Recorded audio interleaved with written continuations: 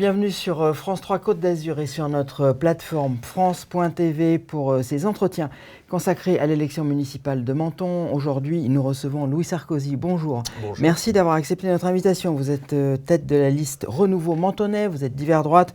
On va en parler. Vous êtes soutenu par des partis comme LR, Horizon et Renaissance. Cet entretien, il a été enregistré dans le cadre d'un TikTok live en français, c'est un direct TikTok.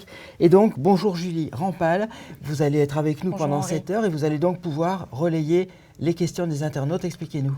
Alors exactement, des questions, on en a déjà reçues avant cette interview via nos différents réseaux sociaux. On avait lancé un appel à nos spectateurs pour poser toutes vos questions à Louis Sarkozy. Mais il est encore temps, vous pouvez poser toutes vos questions sous ce live. Et au fil de l'interview, je me chargerai de les relayer, de vous les poser pendant qu'Henri continuera de poser ses propres questions à lui. Donc n'hésitez pas à poser toutes vos questions sur n'importe quelle thématique, que ce soit l'engagement politique, la campagne. Et le programme, voilà. Bien sûr. Et le programme, bien sûr. Voilà. Alors, Louis Sarkozy, on va commencer par voir pourquoi vous êtes arrivé à Menton. D'abord, donc c'est votre premier engagement politique. Pourquoi l'engagement politique? Pourquoi Menton? À quel moment l'idée a-t-elle germé dans votre tête? Cette décision, est-ce que vous l'avez prise seule? Est-ce que vous avez été conseillé? Comment ça s'est passé? Non, j'ai bien évidemment été conseillé. C'est une décision qui est quand même assez importante dans une vie. Je ne vous le cache pas, vous devez le savoir tout aussi bien que moi. C'est une décision que j'ai prise avec ma femme, avec ma famille, avec mes proches. Une décision pensée et réfléchie qui continue d'avoir de lourdes conséquences et on espère pour le mieux. Alors pourquoi est-ce que je m'engage à Menton? La réponse en fait est parfaitement simple, c'est parce que j'y vis. J'y ai emménagé depuis un peu plus d'1 an, j'ai choisi de vivre à Menton, vous devez le savoir, mais avec ma femme nous avons vécu pendant longtemps aux États-Unis, à l'étranger, aussi un petit peu en Amérique latine. Nous avons choisi de revenir en France pour diverses raisons, professionnelles, personnelles, et une fois que nous sommes rentrés en France, nous avons décidé que la vie parisienne, si vous voulez, n'était pas exactement à notre goût, pour des raisons dont je peux parler ici si cela vous intéresse. Et nous avons choisi, presque par un processus d'élimination, en vérité, d'emménager à Menton, parce que c'était une ville protégée, une ville sublime, parce qu'elle était quand même pas très loin d'un aéroport international, parce que ma belle-sœur vivait à l'époque à Beau-Soleil, parce que ma femme est croate et nous voulions vivre dans le sud, et donc nous arrivons à Menton, par un processus assez organique, en vérité, dont beaucoup de familles. Je tiens à préciser d'ailleurs que nous ne sommes pas du tout les seuls à avoir fait ce choix. Menton est l'hôte d'une croissance démographique de quasiment 0,64% par an. Donc, comparé à la moyenne du territoire et du département, c'est énorme. Beaucoup de personnes aujourd'hui emménagent à Menton. Près de 5000 Mentonnais ne vivaient pas ici, sur les 31 000 et quelques, il y a 5 ans. Donc, il y a une vraie attractivité territoriale à Menton et nous avons été victimes de son charme, comme beaucoup d'autres familles. Vous avez employé le mot ville protégée, qu'est-ce que vous entendez par là? Que c'est une ville qui, sur le point de vue sécuritaire, reste relativement protégée ces dernières années, malgré une certaine détérioration, et je serais ravi d'ailleurs d'en parler. Comparé par exemple à Nice ou à Paris ou à Marseille, c'est une ville paisible. Une ville protégée, une ville où on peut, et c'était, je ne vous le cache pas, une grande partie de notre équation familiale, une ville où on peut élever un enfant en toute sérénité et ne pas avoir peur de toutes ces délinquances qui peuvent gangréner les autres centres urbains de notre pays. On peut élever un enfant à Nice, quand même. Oui, bien évidemment, mais le choix qui était le nôtre, et pour notre famille, c'était de vivre dans une ville à taille humaine. Qui était un peu plus petite, à une échelle beaucoup plus charmante et plus accessible pour notre famille. Alors, vous auriez pu aller dans une élection plus facile, pour commencer. Vous auriez pu être candidat à une départementale, être candidat à une régionale. Bref, ce que je veux dire, c'est que vous auriez pu être candidat sur un scrutin de liste, en position 2 ou 3, ça aurait été plus facile. Là, vous commencez par une municipale. Est-ce que ce choix n'est pas un peu risqué ? Bien sûr qu'il est risqué. Et merci de souligner la difficulté de la chose. J'ai l'impression que beaucoup de vos confrères et de vos consoeurs parisiennes, notamment, pensent que vu que Menton est un bastion de la droite, ceci relève d'une formalité. Pas du tout. Le combat électoral est très difficile, je ne vous le cache pas. Il y a beaucoup de listes, notamment à droite. Le Rassemblement national est un parti très fort il y a une glissade du département et de la nation vers ce parti qui constitue aujourd'hui le premier parti de France. Pourquoi est-ce que je le fais à Menton? Parce que j'y vis. L'idée n'était pas de choisir un endroit où on pouvait maximiser les chances d'être élu. L'idée était de construire un projet pour une ville qui en vaut la peine. Nous sommes bercés et convaincus d'une chose, et vous savez, je rencontre des patriotes mentonnais qui y sont depuis des siècles, tous les jours, je ne vous cache pas, et je pense que même les plus grands patriotes mentonnais sous-estiment en quelque sorte le potentiel de cette ville. C'est une ville sublime, une ville qui est à la fois un bastion touristique, une véritable station balnéaire qui triple ou quadruple sa population chaque année avec son attrait touristique, et à la fois une ville où on vit à l'année. 31 000 habitants, 11 écoles, des dizaines de clubs par exemple d'arts martiaux. J'utilise ça comme exemple pour vous montrer qu'il y a une vraie jeunesse dans cette ville, avec des actifs, des familles, des jeunes, une ville où on vit à l'année. Très peu de villes en France sont ces deux choses-là. Et c'est pour ça que je m'engage aussi pour cette ville, parce que nous sommes convaincus que cette ville a un petit peu de retard et mérite une nouvelle ambition, de nouvelles idées, de nouveaux visages, de nouveaux élus. Alors on a une première question sur le live TikTok. Vous l'avez dit, ça ne sera pas un combat facile. Justement, il y a une personne sur TikTok qui nous demande si vous êtes battu. Alors c'est peut-être un peu tôt pour se projeter là-dessus, mais est-ce que vous siégerez malgré tout dans l'opposition? La question est parfaitement légitime et la réponse est oui, je siégerai dans l'opposition si je suis battu. J'emménage à Menton d'abord parce que je veux y fonder ma famille, y faire pousser ma famille, y vivre à l'année, et si je perds, bien sûr, ça ne changera pas cette équation familiale, nous resterons à Menton. Je reviens à ce dont on parlait avant, c'est-à-dire cette volonté d'avoir commencé en politique par une municipale. Je l'ai dit, hein, vous auriez pu choisir un chemin plus facile. Alors effectivement, ça peut paraître courageux, ça peut paraître aussi un petit peu irrationnel, entre guillemets, parce qu'il y a un apprentissage aussi à faire en politique. Est-ce que, je vais prendre une image d'alpinisme, est-ce que vous tentez pas l'Everest avant d'avoir fait le Mont Blanc? Vous avez parfaitement raison sur une chose, le défi est grand. C'est une ville de 31 000 habitants, 2 frontières internationales, 800 employés municipaux, près de 80 millions de budget par an. C'est une responsabilité immense. Mais le défi, le plus grand est-il, le plus beau est le combat. Et je pense, en toute honnêteté, que c'est maintenant ou jamais. Suite au décès de l'ancien maire Jean-Claude Guibal, suite à l'instabilité politique, suite aux affaires qui ont gangréné la vie de la cité, je pense que le moment d'un nouveau visage est maintenant. Et vous savez, sur un point plus personnel, et bien sûr que j'ai entendu, même dans ma propre famille, des gens qui disaient « Écoute, commence quelque part d'un peu plus discret, mets-toi sur une liste, choisis peut-être de te faire nommer quelque part et de ne pas chercher le suffrage le plus rapidement possible. » Ils ont cherché à vous dissuader. D'une certaine façon, je pense, et c'est pas forcément une mauvaise chose. Certains étaient certainement inquiets de l'exposition médiatique, du risque de la défaite, bien sûr. Je veux juste vous dire que je ne partage pas du tout ce raisonnement. Pour une raison simple. Déjà, nous ne savons pas de quoi la vie est faite. J'ai été approché par beaucoup de personnalités de la vie politique mentonnaise qui me demandaient si je pourrais considérer de constituer une telle liste. J'ai vu qu'il y avait une opportunité. J'ai vu que nous pourrions créer un projet, constituer une équipe. Alors je vais le faire. En vérité, c'est très simple. Je ne vais pas prendre le risque d'attendre ou plutôt de céder à la facilité et d'aller me faire nommer quelque part d'un peu plus sûr. Non, non, non, nous avons quelque chose à faire avec cette ville. Cette ville est sublime, elle ne demande qu'une seule chose, le renouveau, une nouvelle énergie, une nouvelle ambition. Donc nous allons essayer de l'incarner. Alors vous avez expliqué les raisons pour lesquelles vous êtes venu à Menton.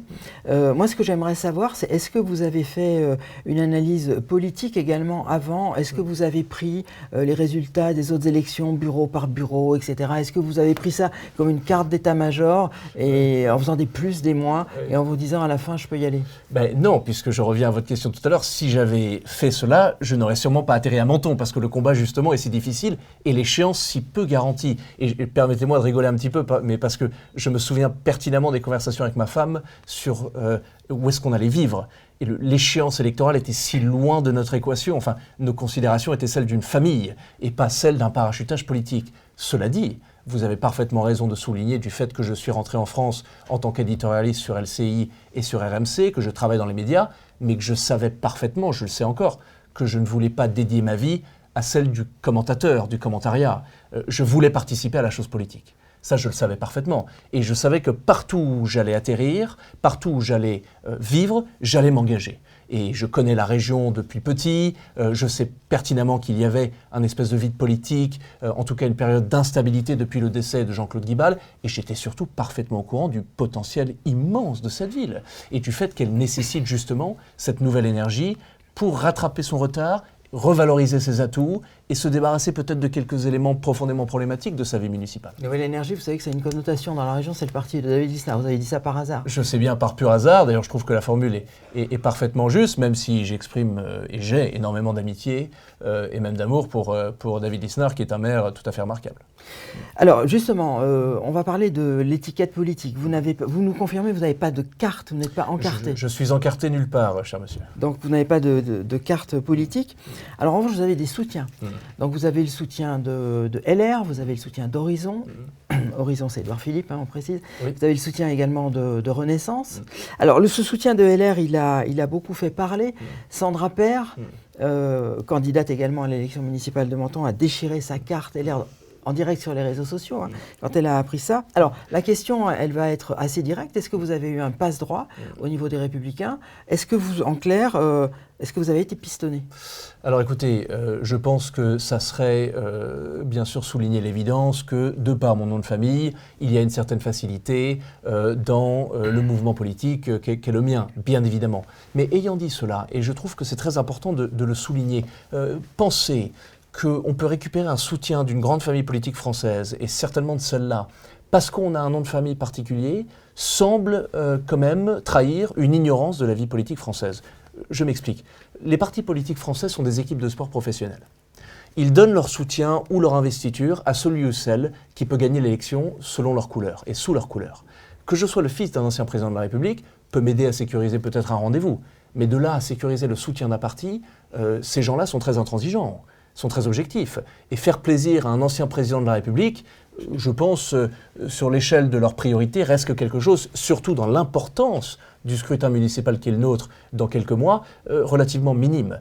On donne un soutien à une échéance à un candidat qui peut nous faire gagner. Que je sois fils d'ancien président ou non, ça n'a peu d'importance en vérité. C'est un peu comme dire que le Paris Saint-Germain ou l'AS Monaco va choisir un attaquant pour le futur match ou pour la finale parce qu'il est le fils de l'entraîneur. Mais pas du tout, ils choisissent celui qui peut marquer des buts. Et je pense que les Républicains ont choisi de soutenir ma candidature parce qu'ils savent que nous avons une véritable chance de gagner.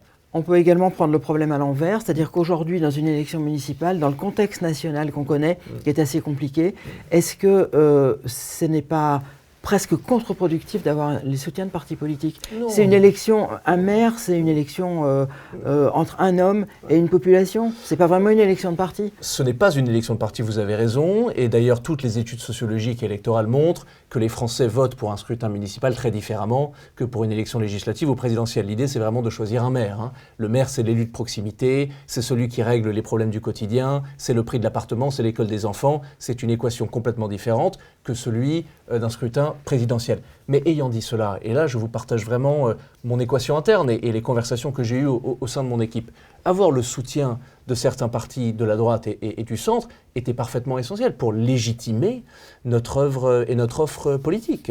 Je veux montrer aux Mentonnais que je ne suis pas un aventurier qui essaye d'atterrir quelque part et de gagner un scrutin, que nous avons un programme, une équipe, une ambition, une vision sur le long terme. Et l'adoubement de certains partis politiques, je pense, légitime cette offre-là. Et donc c'était très important, déjà parce que je ne vous cache pas que même si je ne suis pas encarté, les Républicains sont ma famille politique, ma famille d'âme, ma famille de cœur. C'est de là où je viens. Idéologiquement, c'est là aussi où j'irai un jour. Mais la question, est-ce que leur soutien est contre-productif? Pas du tout. Je pense au contraire que c'est un grand plus, un grand bonus, que ce soit les LR, comme Horizon ou comme même Renaissance. Julie.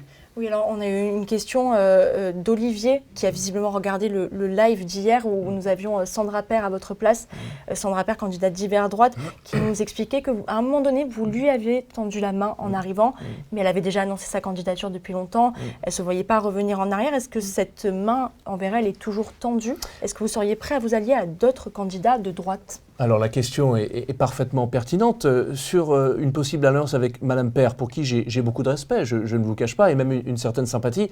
C'est parfaitement inenvisageable pour une raison simple, c'est que Madame Père, et je le dis en exprimant mon soutien personnel et familial, est dans une situation judiciaire qui rend la chose parfaitement impossible.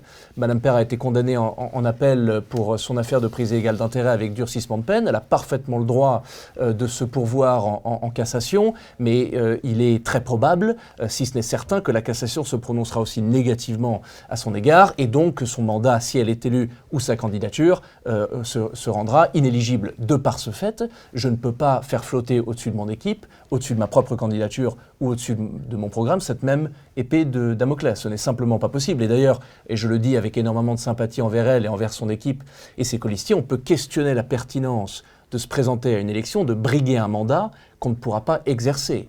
Il semble qu'il y ait quand même une question à se poser sur le calendrier judiciaire. Et je le dis encore une fois en exprimant extrêmement de sympathie. Vous savez, ce n'est pas un Sarkozy qu'on va expliquer qu'il y a des décisions judiciaires qui sont très problématiques et très difficiles pour une famille. Justement, je le sais bien. C'est ce que j'allais vous dire. Ça pourrait effectivement, vu ce qui se passe en ce moment dans votre famille, on va y revenir, mais on ne va pas passer non plus 2 heures là-dessus, mais ça aurait pu entraîner peut-être de l'indulgence par rapport à ce que vit Sandra Paire. Mais j'ai énormément d'indulgence et de sympathie envers ce que vit Madame Paire. Je ne commenterai pas une décision de justice, mais sur un point de vue personnel, croyez-moi, je sais parfaitement les difficultés que cela peut engendrer. Et donc je lui exprime à ce titre-là tout mon soutien. C'est une femme qui a toujours été engagée pour sa ville, c'est une femme qui a beaucoup œuvré pour l'amélioration de Menton, qu'on soit d'accord avec son œuvre ou pas, mais quand bien même, et l'exemple de mon père en est très parlant ici, quand une décision de justice est prononcée, il faut assumer ses responsabilités et vivre selon sa réalité judiciaire. La réalité judiciaire de Madame Paire fait qu'elle ne pourra simplement pas exercer le mandat qu'elle brigue aujourd'hui. Pas d'alliance non plus avec un autre candidat qui est LR, qui s'appelle Florent Champion. Pas d'alliance non plus, donc on va clore là-dessus. Vous y allez seul au premier tour? Alors seul, pas du tout. Je suis entouré de dizaines et de dizaines de personnes liste, oui, avec notre liste. Mais, et ça me permet, cher monsieur, si vous me permettez, de souligner une ultime obligation, un serment, une promesse que nous allons tenir et que nous avons fait au renouveau mentonnais. C'est la promesse du renouveau, de la nouveauté. Nous comptons présenter une liste qui sera constituée à 80-90% de gens qui n'ont jamais été élus. C'est l'obligation première de cette campagne de notre côté. Pourquoi ? Simplement parce que c'est la demande première des Mentonnais. Tous les jours, chère madame et cher monsieur, je rencontre des Mentonnais de tous les côtés de la vie politique mentonnaise, de tous les axes, de toutes les classes socio-économiques qui me disent « il faut changer la garde ». Nous n'avons aucune rivalité, je vais être parfaitement clair là-dessus, avec la mairie actuelle, avec d'autres listes. Vraiment, nous n'avons pas de rivalité de clocher, on s'entend bien avec tout le monde. On considère juste que c'est essentiel pour la vie de cette commune, et même pour la région et la CARF, que de nouveaux élus entrent en œuvre, qu'une nouveauté soit installée dans cette mairie. Alors, une précision également, parce qu'il y a eu un débat là-dessus. À un moment, vous avez dit « je suis prêt à travailler avec tout le monde ». Et vous avez dit même avec Reconquête et avec le RN. C'est exact. D'abord, est-ce que vous l'avez déjà dit? Est-ce que vous l'avez dit? Et est-ce que c'est vrai? Mais alors, ce que j'ai dit, c'est 2 choses, cher monsieur. C'est que, 1, moi je prêche, on parle beaucoup de l'union des droites, je prêche pour une union des électeurs. Et je souligne un fait sociologique électoral parfaitement clair. Les électeurs du Rassemblement national aujourd'hui, qui en font le premier parti de France, étaient les nôtres. Il n'y a pas si longtemps. Donc vouloir les exclure de l'arc républicain, avant, mais bien sûr, toutes les études le montrent, c'est tout à fait absurde. Et vous savez d'ailleurs, sur un point de vue peut-être plus national, mais je pense que c'est important de le souligner, si vous prenez les électeurs de la France Insoumise et les électeurs du Rassemblement national, c'est la moitié de l'électorat français. Est-ce qu'on va m'expliquer qu'on va exclure du champ républicain la moitié des électeurs français? Enfin, ceci n'a aucun sens. Et d'ailleurs, je suis assez convaincu que c'est rendre un grand service à ces partis que de les martyriser ainsi. Quand je dis que je suis prêt à travailler avec tout le monde, loin de moi l'idée de faire une alliance avec le Rassemblement national. Cher monsieur, nous sommes face au Rassemblement national. Tous les jours, nous faisons campagne contre eux. Et d'ailleurs, je dois vous dire que le Rassemblement national, dans cette élection à Menton, se comporte assez mal avec nous. Donc, loin de moi l'idée de faire la moindre alliance. Par contre, si je suis élu maire et que, par exemple, Mme Masson demeure la députée, vous imaginez que c'est impossible de travailler avec votre députée puisqu'elle est Rassemblement national? Pas du tout. Je vous rappelle que Reconquête fait 15% au présidentiel à Menton. Dois-je dire que je ne vais pas consulter, travailler, parler avec 15% de l'électorat mentonnais? Mais c'est une folie de dire ça. Nous avons une liste de rassemblement, nous sommes prêts à parler avec tout le monde et ça ne veut pas du tout dire que nous allons faire alliance avec eux. Julie. Oui, une question de Jérém sur le live TikTok. Quelle consigne de vote vous donnerez si vous arrivez en 3e position du premier tour? Est-ce que vous appellerez à voter pour un autre candidat ou est-ce que vous vous maintiendrez en triangulaire? Écoutez, je me maintiendrai aussi longtemps que possible et aussi longtemps que nous avons une chance de la victoire parce que nous considérons aujourd'hui que notre offre politique est la meilleure pour la ville et nous ne sentons pas du tout représentés par la moindre autre liste. Donc je ne vais pas répondre à une hypothèse qui est si loin de mon univers mental en ce moment que ça relève de la science-fiction, mais pour l'instant, je peux vous dire, on se maintiendra et en toute honnêteté, je pense qu'on gagnera. Une question avant de passer à votre programme. Louis Sarkozy, votre nom, on peut pas en faire abstraction. Vous savez que dans une élection, quelle qu'elle soit, et c'est souvent le problème, les gens ne répondent pas forcément à la question qui est posée. Là, c'est une élection municipale, on leur demande de choisir un maire, ils vont voir le nom Sarkozy sur le bulletin de vote. Oui. Est-ce que vous ne craignez pas qu'au lieu de répondre à la question initiale, qui est celle de choisir un maire, ils ne votent pas en fonction de votre nom, c'est-à-dire pour exprimer qu'ils aiment ou qu'ils n'aiment pas votre père? Je ne crains aucune conséquence du fait de porter le nom que je porte. Aucune. Toutes les responsabilités, tous les avantages, tous les désavantages que ce nom apporte avec lui, je les porte comme une armure et comme un étendard. Vous savez que c'est un nom qui parle beaucoup dans la région. Votre père est venu dédicacer son livre à Menton, à Cannes et à Menton. Il y avait beaucoup de monde. Il est venu à Menton. Ce que je veux vous dire par là, c'est pour ça que j'insiste un peu là-dessus, c'est que le nom de Sarkozy, dans la région sud-est, dans la région Provence-Alpes-Côte d'Azur, il n'a pas tout à fait la même connotation, la même résonance que dans d'autres régions, dans d'autres territoires. Vous mesurez ça? Oui, je le mesure. Et j'en suis parfaitement, entièrement, pleinement fier. En tant que fils, en tant qu'homme de droite, en tant qu'électeur français, en tant qu'acteur politique et acteur médiatique, j'assume la totalité des conséquences de porter ce tel nom et je ne le changerai, je ne changerai pas une lettre de ce nom pour n'importe quelconque avantage. Et si quelqu'un veut voter contre moi à cause du nom que je porte, je ne suis pas sûr que c'est un électeur que j'aurais aimé séduire déjà. Non, mais ça peut être l'inverse. C'est pour ça que je vous pose la question. Et dans ce cas-là, ça peut être un avantage également. Est-ce que vous avez fait est-ce que vous arrivez, quand vous êtes sur le terrain là en ce moment, vous parlez aux gens. Oui. Est-ce que vous arrivez à faire la balance entre ce pour et ce contre? Alors ça, c'est une excellente question et je me permets de vous dire pourquoi. Parce que il semblerait que nous avons une vraie attention dans cette élection municipale, médiatique, mais aussi assez populaire. Hein. Je peux vous dire qu'à la permanence, il y a des dizaines de personnes qui passent par jour. Dans la rue, les gens nous saluent. Et c'est très énergisant en tant que candidat. Et les gens sont d'une gentillesse, et particulièrement à travers les épreuves que ma famille a traversées il y a ces quelques mois maintenant. C'est effectivement quelque chose qui vous donne énormément d'énergie. Mais ça serait une erreur de penser que chaque fois que quelqu'un vous demande une photo, vous serre la main, ça se traduit en intention de vote. Ça serait une erreur. Parce qu'il y a un effet curiosité autour de notre candidature, il y a cet effet un petit peu plus people. Je pense que c'est un avantage, mais c'est à double tranchant. Parce que le maire, c'est l'élu de proximité. Je ne fais pas campagne pour être une rockstar ou pour un poste national. Le maire, c'est l'élu du sérieux. C'est l'élu de la proximité. C'est celui qui ne va jamais écourter une conversation avec son électeur. Donc si nous avons ce côté people, ce côté national, c'est très bien. Mais attention, qu'on n'ait pas que ça. Parce que là, les électeurs ne vont jamais vous le pardonner. Alors justement, vous faites la transition, on va parler de votre programme, puisque vous allez présenter un programme au Mentonais. Oui. C'est ce que je vous disais, c'est la question de base. Hein. Dans une élection municipale, c'est un projet d'intérêt communal en fait. Hein. C'est ça, une élection municipale. Est-ce que votre programme, il est déjà élaboré? Est-ce que vous en avez les grandes lignes? Et quelles sont-elles? Alors le programme est quasiment fait et ficelé aujourd'hui. Nous le présentons d'ailleurs dans quelques jours. La date sortira très prochainement. Je suis ravi de vous en parler et je ne m'inscris pas du tout dans la tradition des candidats qui veulent absolument garder un vernis de confidentialité. Moi, je ne comprends pas ce concept de faire campagne sans énoncer son programme ou de faire campagne en disant « je ne vais rien dire avant d'arriver à la mairie parce que je veux témoigner du gouffre ou non financier qu'est celui de la mairie ». Pardonnez-moi, les fonds de la mairie, le budget de la mairie est parfaitement public et faire campagne sans présenter son programme, c'est quelque chose qui est très étrange pour moi. Donc je suis ravi d'en parler. Je ne vais pas tout trahir, bien sûr, parce qu'il faut qu'on garde une certaine surprise. Ce qu'on voudrait savoir, c'est les mesures phares, les grands axes. Bien sûr. Alors nous avons déjà une priorité ultime pour ce programme, et c'est le logement. Parce que la vérité, c'est qu'à Menton, la crise du logement est absolument chronique. Nous avons 52% de résidences secondaires. Nous avons un sujet majeur autour des locations touristiques saisonnières qu'on appelle Airbnb, bien que ce ne soit pas le seul prestataire. Près de 9%, 10% du parc immobilier sont des locations touristiques saisonnières. Et cependant que nous avons près de 850 Mentonais sur les listes d'attente des logements sociaux. C'est parfaitement inacceptable. La vérité, c'est qu'il faut avec des pénalités réguler. D'ailleurs, puisque la loi SRU n'est pas respectée. Bien sûr. Et d'ailleurs, permettez-moi de dire que cette loi SRU est une absurdité totale, qu'elle est parfaitement injuste, particulièrement pour Menton, tout simplement parce que ce taux de 25%, c'est très facile quand on est dans une ville où la bande constructible est énorme, avec 400 km² où on peut construire. Chez nous, c'est très compliqué.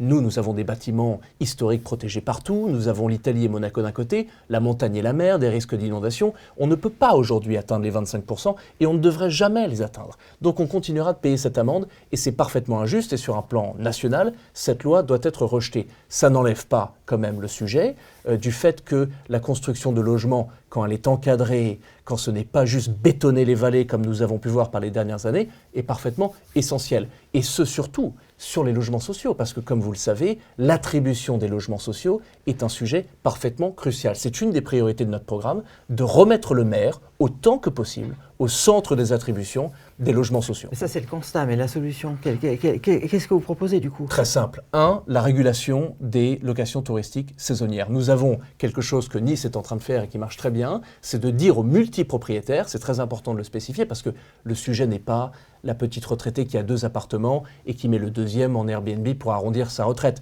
Le sujet n'est pas elle. Le sujet, c'est les gens qui ont 4, 7, 15 appartements et qui les mettent en location constamment et que c'est une machine industrielle de la location touristique saisonnière. Ça, c'est fini avec nous. Nous voulons équilibrer le marché. On va dire à ces propriétaires, la moitié de vos logements, si c'est 4, c'est 2, si c'est 8, c'est 4, vous les mettez en location longue durée. Nous avons besoin de location longue durée. Nous avons besoin d'augmenter l'offre des appartements et des logements à Menton pour que le prix baisse et que les familles mentonnaises puissent se loger. C'est une de nos mesures phares. Julie. Oui, alors effectivement, on parle du logement, c'est une préoccupation récurrente des personnes qui nous posent des questions, que ce soit pour vous ou pour les autres candidats. Vous avez parlé de l'attribution des logements. Est-ce qu'en termes de construction, vous prévoyez aussi quelque chose dans votre programme? Alors, il y a des projets en cours aujourd'hui, plusieurs à Menton. La vérité, c'est que le foncier est très difficile à trouver et la question est plus une du renouvellement du parc urbain existant plutôt que de nouvelles constructions. Il y a 2 sujets à Menton. Le foncier très limité, comme je viens de le dire, et deuxièmement, le fait que quand vous construisez, il faut que vous ayez de l'espace. Et nous n'avons pas d'espace. Il y a un projet en cours dans le Careil que nous suivrons de très près pour justement empêcher le fait, si les Mentonnais nous font confiance, qu'il y ait une nouvelle barre bétonnée absolument immonde qui soit construite. Et donc nous sommes pour la construction, bien sûr, mais quand ceci est encadré, quand ceci est raisonné, quand des commerces de proximité y sont installés, quand le stationnement y est aussi disponible, parce que le stationnement à Menton est un calvaire, c'est quelque chose d'extrêmement compliqué, notamment dans le Careil, qui constitue la seule voie d'accès à l'autoroute. Donc oui, nous sommes pour la construction, mais quand ceci est encadré, quand nous arrêtons la fuite en avant de la bétonisation, et quand les nouvelles constructions se marient dans le paysage existant mentonnais et ne dénaturent pas ce qu'a toujours fait Menton. Louis Sarkozy, il faudrait que quand on sortira de cette heure, les Mentonnais qui nous écoutent aient quelques grandes lignes de votre programme. Bien sûr. Vous avez dit le logement, quels sont les autres? La sécurité. Nous avons dit Menton est quand même une zone, une ville, une commune relativement protégée, mais nous avons constaté, comme nous disions tout à l'heure, une légère détérioration de la situation sécuritaire. D'accord? C'est le rôle de l'élu, il faut la régler. Comment? Nous proposons l'augmentation de 10 postes de la police municipale. Nous proposons la création d'une brigade cynophile, c'est parfaitement important pour les quelques points de deal que nous avons. Nous proposons aussi le rétablissement, parce qu'il existe déjà, mais en vérité il est très peu utilisé, du poste de police dans le Haut-Careil et des brigades mobiles bien équipées qui puissent répondre beaucoup plus rapidement. Nous avons aussi un autre projet, et ça je sais que nous sommes les seuls à en parler, et je trouve ce projet, non seulement sur le point de vue de la sécurité, sur le point de vue de la fierté et de l'efficacité de notre police municipale, mais aussi sur le projet de la génération de nouvelles recettes pour la municipalité, c'est le rachat du stand de tir de Montilly, qui constitue aujourd'hui un stand quasiment abandonné de 14 hectares. Nous voulons lancer une étude pour voir si c'est possible de le réhabiliter, de le fermer, parce qu'il y a des sujets sonores liés aux résidences qui sont autour, pour donner à notre police municipale un centre d'entraînement digne de ce nom. Parce qu'aujourd'hui, un policier municipal de Menton, il s'entraîne avec son arme réelle, avec à peu près 50 cartouches par an, ce qui est, je vous le dis, chroniquement insuffisant. Donc nous voulons donner ce stand à notre police municipale et aussi créer une association de tir mentonnaise pour les tireurs sportifs et pourquoi pas ne louer ce stand aux polices municipales limitrophes, à la police nationale, à la gendarmerie pour générer de nouvelles recettes pour la municipalité. Alors, si on retient, donc j'ai retenu le logement, j'ai retenu la sécurité, Oui. Est-ce que vous comptez parler d'écologie?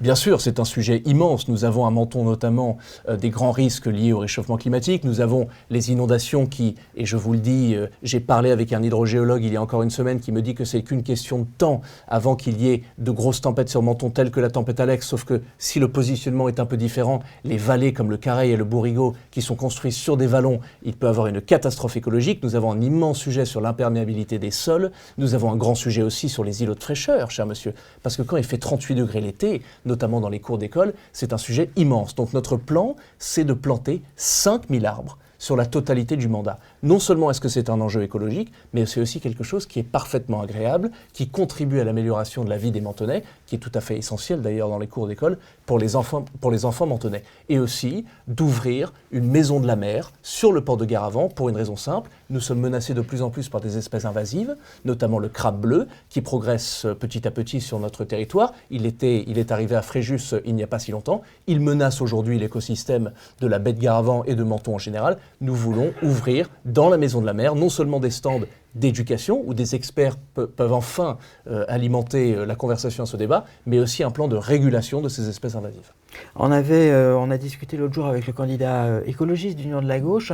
Il expliquait qu'il voulait développer les relations avec la principauté de Monaco. Est-ce que c'est un thème sur lequel vous êtes penché? Mais bien évidemment, et Menton a cette immense chance de vivre à côté de Monaco. La moitié des actifs mentonnais travaillent à Monaco. Et Monaco, la principauté, a toujours été prête à participer financièrement, mais même politiquement, socialement, à des projets sur le bassin mentonnais, quand celle-ci, ou ceux-ci plutôt, étaient bien guidés, bien organisés. Les Monégasques, vous savez, c'est des gens qui ont en vérité deux problèmes. Un, il manque d'espace.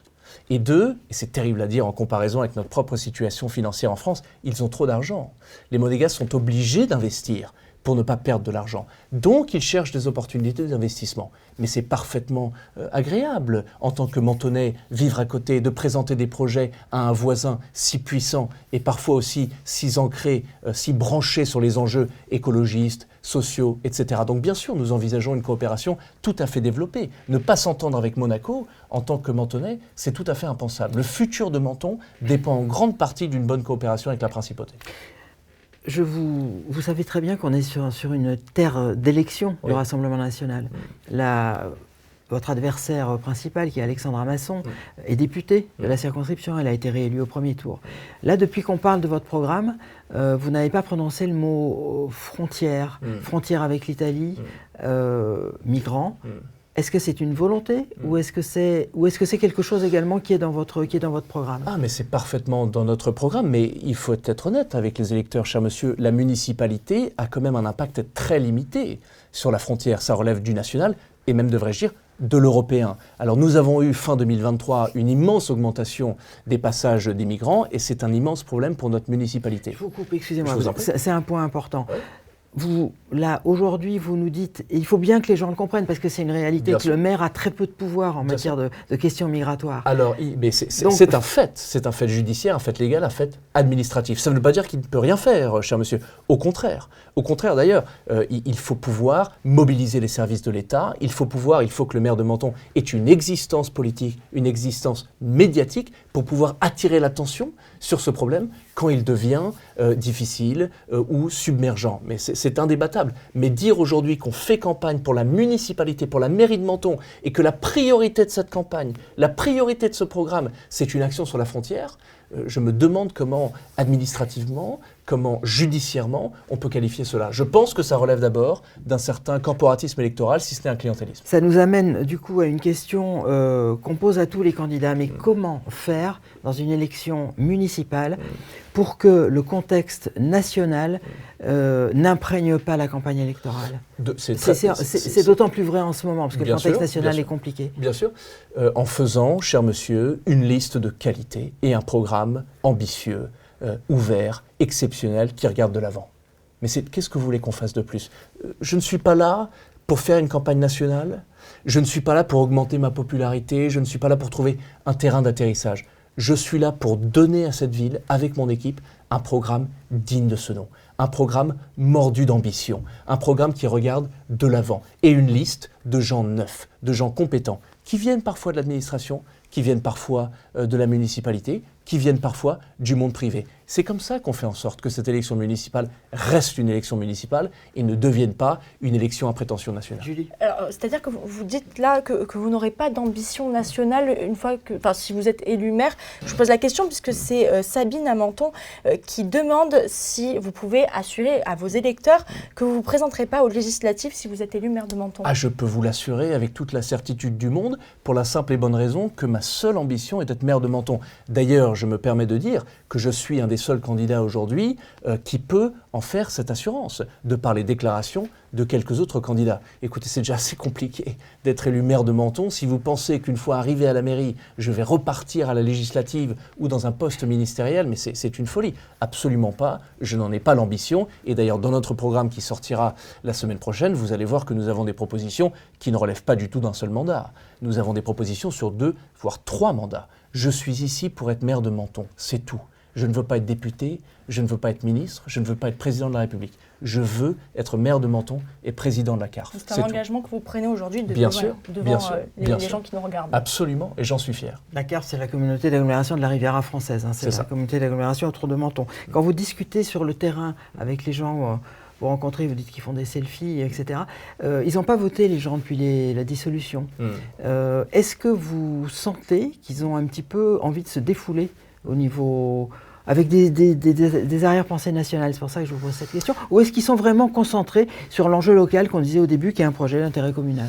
L'écrasante majorité des conversations que j'ai avec les Mentonnais, c'est sur la vie politique de la cité et sur la vie politique mentonnaise. Bien sûr que, de par mon nom de famille, de par la situation de notre pays, il y a bien sûr des conversations nationales qui s'ouvrent de temps à autre. Mais les gens me parlent de la situation des plages de Menton, les gens me parlent de la fermeture du musée Cocteau, les gens me parlent du maintien ou non de Sciences Po, les gens me parlent de l'impossibilité de trouver un logement, les gens me parlent de la propreté qui dérape dans la ville, et surtout dans la vieille ville, du manque d'animation dans cette vieille ville. Les gens me parlent du tourisme. Juste un petit point, vous me demandiez tout à l'heure une des priorités de notre programme. J'aurais peut-être dû beaucoup plus vite parler de la nature essentielle que représente le tourisme pour Menton.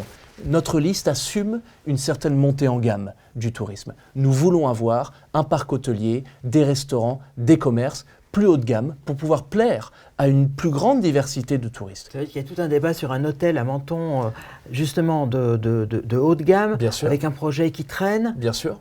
Alors je vous le dis, bien sûr ceci ne relève pas de nous, nous ne sommes pas au conseil, je ne suis pas à la mairie, mais je vous le dis, nous soutenons l'ouverture de l'hôtel 5 étoiles de Garavan. Je suis convaincu, contrairement à d'autres, dont beaucoup d'électeurs. Je ne vous cache pas que j'ai ces conversations tous les jours, nous faisons beaucoup de réunions de quartier par exemple, où les électeurs me disent on est convaincu que cet hôtel ne va pas marcher, qu'il n'y a pas cette clientèle luxe à Menton, qu'un hôtel 5 étoiles, ça n'a pas de sens. Je leur dis tous les jours et je vous le dis aujourd'hui, je ne suis pas du tout d'accord avec ce constat. Nous vivons à 20 minutes de la Principauté, nous sommes à la frontière avec l'Italie, nous avons une des plus belles, si ce n'est la plus belle vieille ville de France. La Méditerranée est un bassin de richesse absolument incalculable. Il y a pleinement la place pour un hôtel 5 étoiles à Menton, notamment à Garavan. Et d'ailleurs, je terminerai là-dessus, cet hôtel, en vérité, le vrai crime de cet hôtel, c'est qu'il reste dans ce stade incomplet. Soit nous cassons et nous faisons autre chose, soit on ouvre l'hôtel. Mais ce qui est insupportable, c'est le purgatoire. Notre liste, en tout cas, si les Mentonnais nous font l'honneur de nous choisir, fera absolument tout pour l'ouverture de cet hôtel 5 étoiles. Vous avez récemment fait un plaidoyer pour la natalité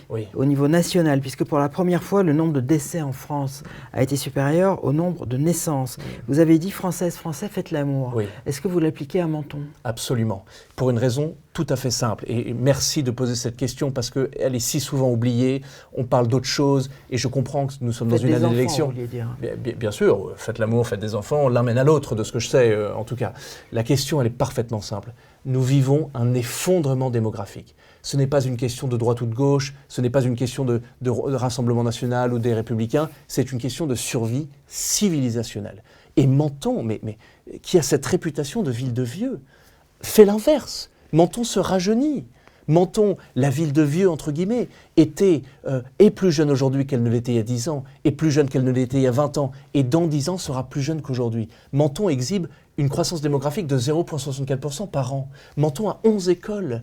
Mais où est cette ville de vieux? Elle n'existe pas. Menton est une ville de jeunes, une ville où on vit à l'année, une ville avec des légions de jeunes qui cherchent une infrastructure, qui cherchent un endroit où élever leur famille, qui cherchent un logement notamment. Rendez-vous compte quand même du paradoxe de cette situation, du fait que cette infrastructure à Menton n'existe pas malgré cette courbe démographique, malgré ce rajeunissement. Le maire, il peut donner des mesures incitatives pour faire augmenter la natalité. Est-ce que ça sera dans votre programme? Ce qu'il peut en tout cas, c'est développer une infrastructure pour cette jeunesse. Je vais vous dire pourquoi c'est parfaitement clair. Le maire est le garant de l'avenir de sa ville. L'avenir de sa ville, c'est la jeunesse. C'est elle qui cotise, c'est elle qui travaille. De par notre système social, c'est elle qui assure la survivabilité de nos seniors. L'ennemi du senior n'est pas le jeune. L'ennemi du Seigneur est la solitude. Le jeûne est la solution à la solitude. Connaissez-vous une grand-mère, cher monsieur, qui ne veut pas être entourée de ses petits-enfants? Moi, je ne peux pas vous dire le nombre de fois, à la permanence, qu'une retraitée ou qu'un retraité vienne me voir en disant « on n'a rien pour les jeunes ici ». Cette opposition générationnelle n'a aucun sens, elle n'existe pas. On fait beaucoup de choses pour la jeunesse, et d'ailleurs c'est une identité de cette campagne. Nous œuvrons pour la préservation de la jeunesse à Menton, parce que préserver la jeunesse à Menton, c'est préserver son avenir, et on le fait aussi et d'abord pour nos seniors. Alors Julie, allez-y. Oui, pardon, je vous coupe. Vos propos font réagir. Sur le live, il y a une personne qui nous demande si l'immigration peut aider à compenser la baisse de natalité. Alors, c'est une question nationale, donc je précise, et donc je répondrai sur un point de vue national. L'immigration peut compenser une baisse de la natalité si l'immigration est choisie. Si nous importons des ingénieurs et des médecins pour combler nos lacunes, bien sûr. Et d'ailleurs, de préférence, une immigration culturellement, religieusement, plus proche de la nôtre, bien sûr. Mais ouvrir les vannes, laisser des centaines de milliers, si ce n'est des millions d'immigrants rentrer en France, alors qu'ils n'ont aucune des qualifications, qu'ils viennent d'ailleurs illégalement, ce n'est pas du tout compensé, c'est se faire inonder. Et ce n'est pas le choix que devrait prendre ce pays du tout. Au contraire, si on choisit... Inonder, le terme est un petit peu fort peut-être. Mais écoutez... Je vous dis ça parce que ça fait penser à grand remplacement, etc. Mais écoutez, moi je vous dis... l'assumez ? Mais bien sûr que j'assume ce terme, cher monsieur. L'immigration illégale massive des 30-40 dernières années est un problème existentiel pour notre pays. Absolument existentiel. Il faut limiter l'immigration illégale le plus possible et l'immigration légale, qu'elle soit choisie. Que l'immigration redevienne une force, c'est-à-dire une immigration qu'on choisit et pas une immigration qu'on subit. Louis Sarkozy, vous avez parlé tout à l'heure de la pipelisation autour de votre nom. Bon, oui. On le sait. Alors, il faut reconnaître, honnêtement, avec tout le respect que je vous dois, vous créez parfois du buzz. Oui. Vous avez fait un certain nombre de déclarations sur Internet. Alors, on va aller assez vite là-dessus, mais je voudrais vraiment que vous précisiez. L'histoire des feux rouges, des lignes blanches et des panneaux de signalisation, vous voulez supprimer. Est-ce que ça veut dire que le code de la route, il n'y aura plus de code de la route à Menton? Vous aviez parlé de la dépénalisation de toutes les drogues pour réduire le deal. Enfin, on est dans une région assez violente. Il y a aussi du narcotrafic. Est-ce que ça veut dire que la drogue sera dépénalisée à Menton? Vous comprenez qu'il peut y avoir des interprétations assez peut-être fausses d'ailleurs de ce que vous dites, mais ça crée le buzz et la polémique. Alors, je vous déjà remercie pour cette question et je l'accueille avec beaucoup de sympathie parce que je suis ravi de pouvoir élaborer un petit peu sur cette question qui est si souvent, comme vous l'avez dit, notamment par certains de mes adversaires, caricaturés. Ces déclarations n'ont pas été faites sur Internet, je me permets, mais dans le cadre d'une chronique sur une radio nationale où justement j'ai une obligation de répondre d'un point de vue de droite, d'un point de vue libéral, sur les grands faits de l'actualité. Passons une seconde, si vous le voulez, cher monsieur, sur le premier sujet de la signalisation et ensuite peut-être sur la dépénalisation. La thèse de la signalisation que je souligne n'est pas révolutionnaire. Et d'ailleurs, ni l'une ni l'autre de ces questions ne relèvent en vérité de la municipalité ou du maire. Ce sont des questions... Le maire a des pouvoirs en la matière. Oui, bien sûr, mais il ne peut pas supprimer le code de la route ni dépénaliser la consommation de telle ou telle substance. Donc c'est de ça dont nous parlons aujourd'hui. Donc en vérité, non, ce ne fait pas partie de ma campagne et c'est uniquement dans mes responsabilités de chroniqueur pour une radio nationale, bien que j'assume pleinement ces deux positions. Je vais vous expliquer pourquoi. Sur la signalisation, je suis pour de la micro-expérimentation qui a fonctionné dans d'autres pays européens, notamment en France, et en Amérique latine, en Italie, en Hollande et en Allemagne. Il semblerait que, avec une réduction d'une certaine signalisation, il y ait une réduction de l'accidentologie. Mais pas tout. Une réduction de l'accidentologie mène à une réduction des morts. Moi je dis, si ça marche dans des micro-expérimentations, mais prenons quelques carrefours accidentogènes, essayons quelque chose. Est-ce que c'est si difficile en France d'envisager pour une fois une alternative au mode du tout répressif ? Enfin, pardonnez-moi, la France est la mère du libéralisme. C'est nous qui produisons Chateaubriand et Madame de Staël et Benjamin Constant. Enfin, c'est quand même pas l'Angleterre qui a le monopole de cette tradition politique. Et pourtant, aujourd'hui, la moindre alternative libérale fait créer des feux un peu partout. Je pense que c'est ma responsabilité en tant que jeune libéral de produire parfois des idées qui peuvent paraître un peu choquantes. Je l'admets tout à fait, ce n'est pas ma volonté de choquer, bien au contraire, mais de susciter le débat, de susciter la conversation. Je ne dis pas que toutes les idées seront bonnes, je dis qu'elles valent la conversation. La dépénalisation de la drogue, le sujet est plus sensible. Bien sûr, le sujet est plus sensible, bien qu'il ne soit pas si révolutionnaire que ça. Je vous rappelle que le Portugal, depuis le 2001, a adopté ce système avec des résultats dont nous pouvons parler, la plupart d'ailleurs assez positifs, que plusieurs États américains, les États-Unis ne sont pas suspectés d'être un pays où c'est le Far West un peu partout, ont fait la même chose notamment sur le cannabis. Le modèle du Portugal est très simple, c'est la création d'un environnement médico-social, d'un suivi médico-social pour traiter le consommateur, et je dis bien le consommateur, comme un patient, ce que la science nous dit, cher monsieur, depuis quasiment 10 ans, et non pas comme un criminel. Cela nous permet plusieurs choses. La première, c'est la libéralisation de certaines ressources carcérales, judiciaires, policières, et leur dévouement, d'une certaine façon, sur la lutte contre le deal, et non pas contre le consommateur. Et je dirais même que l'argument phare, et quand vous lisez les débats parlementaires portugais, c'est ça qui revient beaucoup, et j'aime beaucoup utiliser cet exemple, si vous me le permettez, c'est l'exemple de la DEA américaine, la Drug Enforcement Agency, qui est nos narcos, si vous voulez. C'est l'institut américain qui lutte contre le deal et contre la consommation. La DEA américaine a des milliers d'agents, des hélicoptères de combat, des chars, des opérations au Guatemala, en Colombie, au Brésil. Elle a une légitimité politique, des poches interminables, un budget totalement fou. Ça fait depuis l'administration Reagan, cher monsieur, qu'elle lutte contre le deal et la consommation, et la DEA perd. Et la DEA est en train de perdre cette guerre. Qu'est-ce que nous, en France, avec notre budget en difficulté, avec nos ressources moindres, avec notre légitimité politique vacillante, allons-nous faire en termes du tout répressif que la DEA américaine n'a pas réussi à faire en 40-50 ans de combat? D'autres solutions. Je dis qu'il faut innover.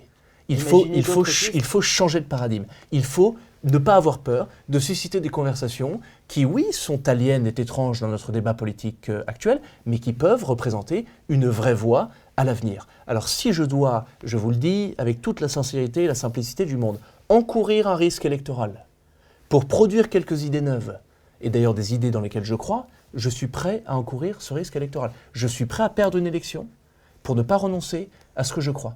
Si mes soutiens, mes colistiers, mon équipe de campagne, et ils le savent pertinemment déjà, pensaient qu'ils avaient choisi un candidat qui allait sacrifier ses croyances pour assurer une victoire électorale, ils ont choisi le mauvais candidat. Vous avez parlé, je reviens sur la circulation, vous avez parlé d'une expérimentation. Menton pourrait, si vous êtes maire, faire l'objet d'une expérimentation. Ça inquiète un peu sur le live.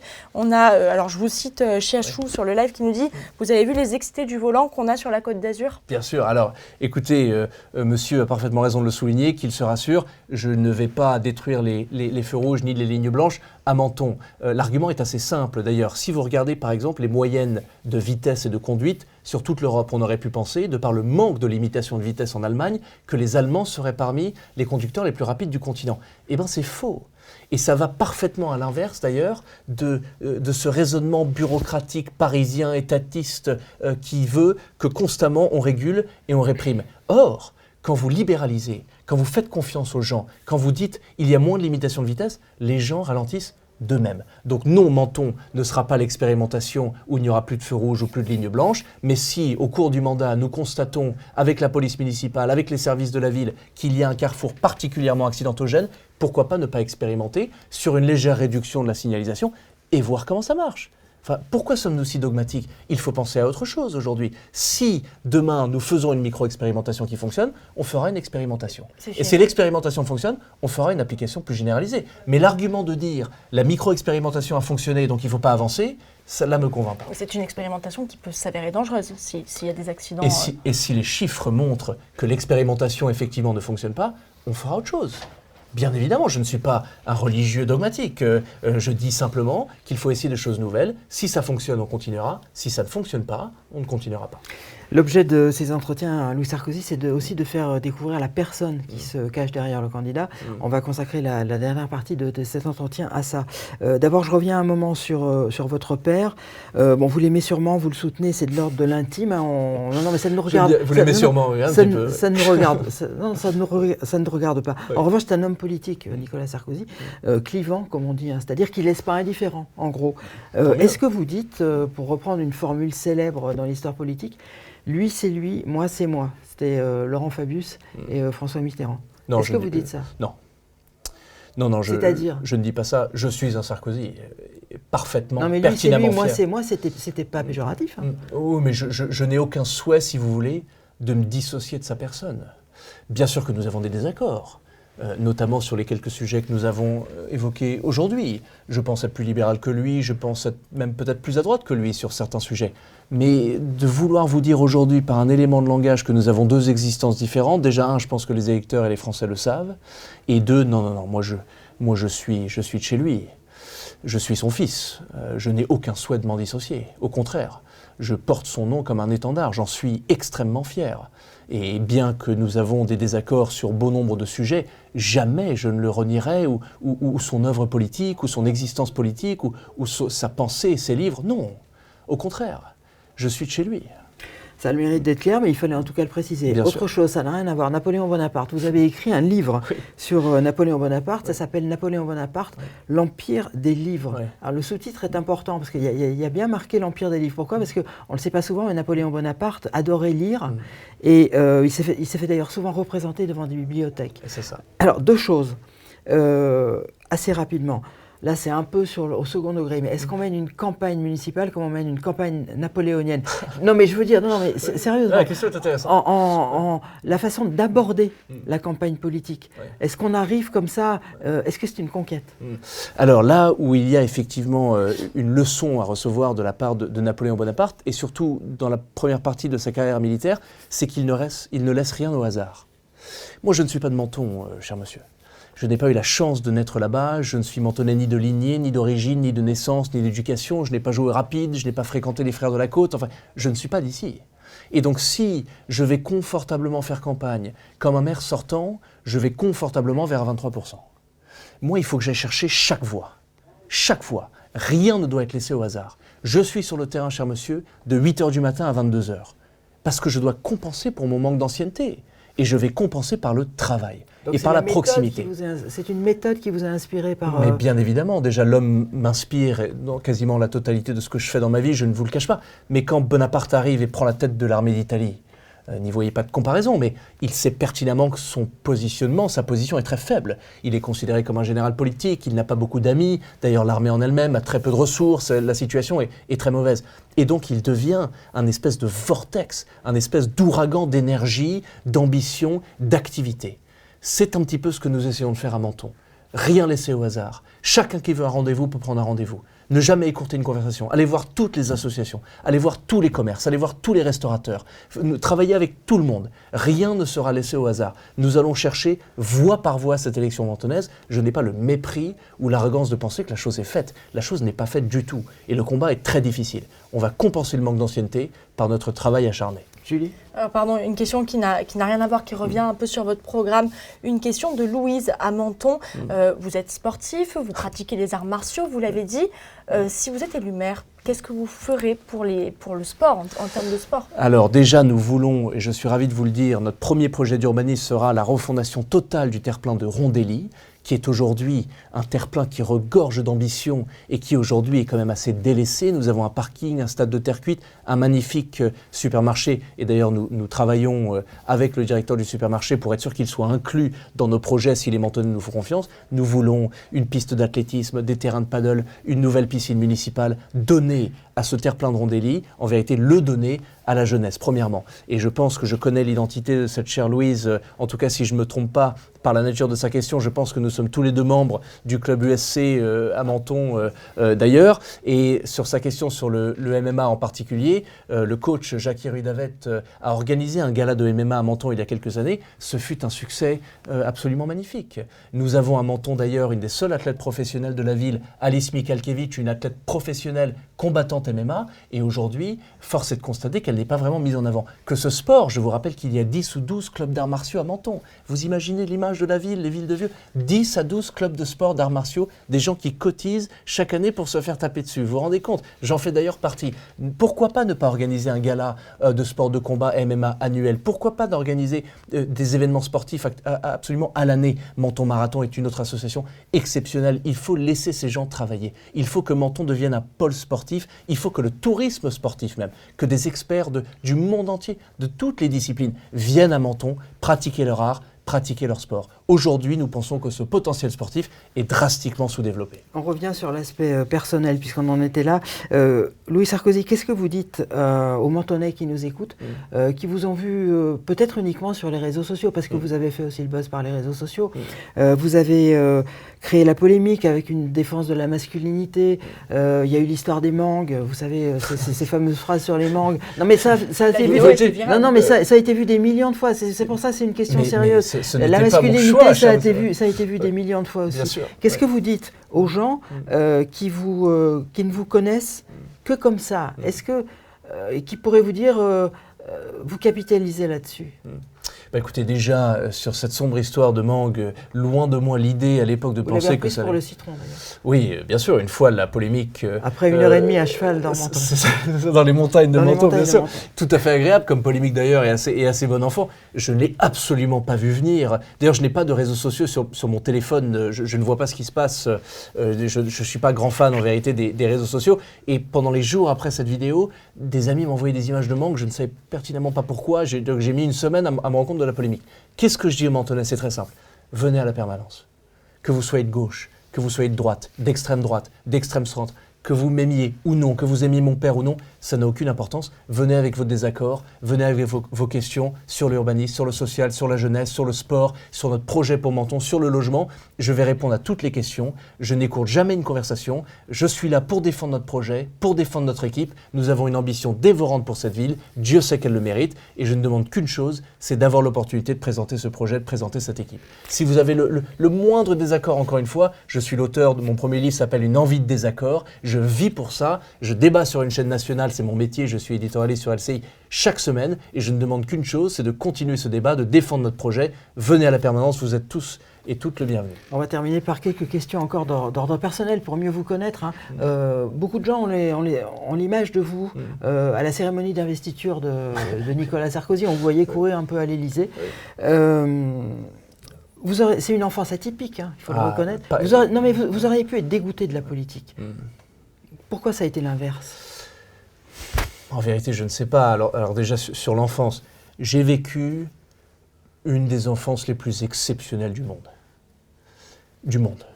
J'ai eu la et le grand crime, le grand problème de mon enfance, c'est que j'étais peut-être trop jeune pour m'en rendre compte. Et que je m'en suis rendu compte bien après. D'avoir la chance, le privilège de vivre à Beauvau, au ministère de l'Intérieur, à Bercy, au ministère de l'Économie, au Palais de l'Élysée. C'était là où je faisais mes Legos, c'était là où je vivais, là où je dormais. C'est tout simplement exceptionnel. Vous me demandez si ça m'aurait dégoûté de la politique. Je dois vous répondre à votre question personnelle par une réponse personnelle. Ma femme est d'ailleurs à l'entrée de votre studio et je pense qu'elle pourrait compléter mon propos si vous lui posiez la question. Depuis que je suis enfant, en vérité, je ne pense qu'à ça. C'est tout ce que j'aime. Je n'ai jamais été très attiré par autre chose, en vérité. Ma femme se moque de moi en disant que nous n'avons pas regardé un film drôle depuis qu'on s'est rencontrés. C'est tout ce que je lis, c'est tous les documentaires que je regarde, tous les films que je regarde sont des films en quelconque politique. L'histoire politique, l'histoire de ce pays, l'histoire militaire de la France est quelque chose, et je pèse le mot quand je l'utilise, qui m'obsède depuis que je suis enfant. Et donc l'idée de participer à ce débat, en plus pour une ville comme Menton, où je vis vraiment, avec son potentiel, avec l'identité qu'est la sienne. Mais c'est une chance inouïe. Et le risque de la défaite est un minuscule prix à payer, comparé au privilège de cette expérience, de construire une équipe, de bâtir un projet, d'aller convaincre les gens. Mais c'est la plus belle chose que je n'ai jamais fait de ma vie. Et si quelqu'un m'aurait dit « Oh, mais si tu perds, oh là là, mais fais quelque chose… » Non, écoutez, pardon, mais c'est pas du tout comme ça que je raisonne. J'ai une chance immense de vivre dans la vie dans laquelle je vis. J'ai une chance immense d'être candidat, de prétendre un jour l'administrer. Alors je vais le vivre à fond. Deux dernières questions. Vous avez une autre vie, vous avez vécu aux États-Unis, vous l'avez dit, vous êtes diplômé de l'Université de New York. Je crois que vous avez un master de diplomatie, de relations internationales. Est-ce que c'est pas un petit peu le grand écart entre ces diplômes qui sont prestigieux et puis là, il va falloir vous occuper des quartiers. La vie de quartier, c'est où on met un banc, où on met le local poubelle. C'est un peu le grand écart, non? Il y a une question là-dessus, Julie? Non, mais oui, une question de très terre à terre d'Olivier qui arrive un peu à la fin de ce live, mais qui est importante. Vous n'avez pas parlé des commerçants. Est-ce que c'est aussi une préoccupation du quotidien? Peut-être si vous avez quelque chose de prévu pour ces commerçants, si vous êtes élu maire. Alors, je commence par votre question, peut-être, madame, et ensuite la vôtre, cher monsieur. Déjà, nous proposons, et nous sommes les seuls, de ce que je sais, une baisse de la taxe foncière de 5 points, un retour au taux de 2021. Nous sommes quasiment les seuls, nous le savons, non seulement à Menton, mais sur le territoire peut-être national, très peu de candidats aux mairies proposent une telle chose. Ce n'est pas une mesure qu'on prend à la légère, c'est une mesure chiffrée, pensée, réfléchie et faisable. Pour les commerçants qui sont propriétaires de leurs biens, c'est effectivement une chance énorme. Deuxièmement, sur le tourisme, c'est parfaitement essentiel de développer un tourisme 4 saisons, un tourisme aussi de luxe, qui permettra justement à ces commerçants de diversifier leur clientèle. Nous voulons que les commerces vivent. Et tous les jours, je parle des commerçants qui me disent « on avait une clientèle luxe à l'époque, elle a disparu, on avait une clientèle italienne à l'époque qui a disparu, il y a moins de touristes qui viennent aujourd'hui. Je veux que les magasins de Menton soient remplis. Et je veux que la mairie maximise la propreté, la sécurité, l'attrait du territoire pour remplir ces magasins. Et nous allons aussi baisser leur fiscalité quand ils sont propriétaires de leurs biens. Maintenant, sur votre question, cher monsieur, qui relevait, si je ne me trompe, l'écart entre la soi-disant prestigiosité de mes diplômes et sur l'élu de proximité qui doit s'occuper de la déchetterie, de la circulation. Mais cher monsieur, c'est parfaitement libérateur. Au contraire. Le grand écart. Mais ce que je voulais éviter dans mon engagement politique, c'est de constamment commenter l'actualité nationale, de faire des grandes déclarations qui n'ont aucune conséquence. Le maire a un pouvoir, au sens le plus noble du terme, absolument immense. Il peut changer la vie de ses concitoyens. C'est lui qui gère la réouverture du musée. C'est lui qui gère la propreté de sa ville. C'est lui qui commande la police municipale. Mais le grand écart, c'est le premier niveau de la politique. Le ministre Darmanin, il y a quelques mois, sur l'émission Les Grandes Gueules, a dit une chose qui me semble parfaitement juste. Les maires durs. L'élu de proximité, et peut-être devrais-je terminer sur cette anecdote, qui est une de mes anecdotes préférées, c'est au moment de l'assassinat de JFK, de John Kennedy, l'ancien président américain. Le vice-président, M. Johnson, prend la relève et devient lui-même président. Et nous savons ceci parce que JFK a enregistré les conversations qui sortaient du bureau ovale.